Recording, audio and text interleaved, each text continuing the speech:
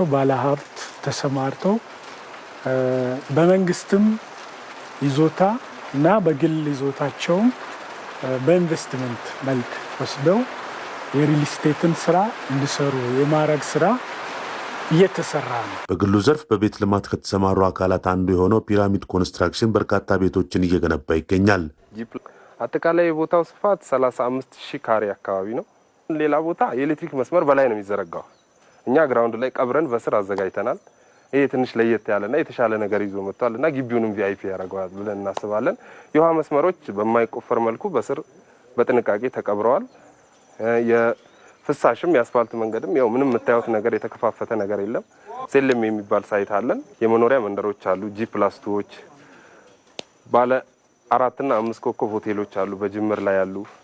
ቀጥሎ ደግሞ ቲቲሲ የሚባል ሳይት አለ። በላይ የሆኑ ደግሞ ጂ+1 ሪል ስቴቶች የሚገነቡ አሉ። በግንባታ ሂደቱ ለበርካቶች የስራ ዕድልና ለከተማዋ ገጽታም የበኩሉን እያበረከተ እንደሚገኝ ዋና ስራ አስኪያጁ ዳንኤል ተድላ ይገልጻሉ።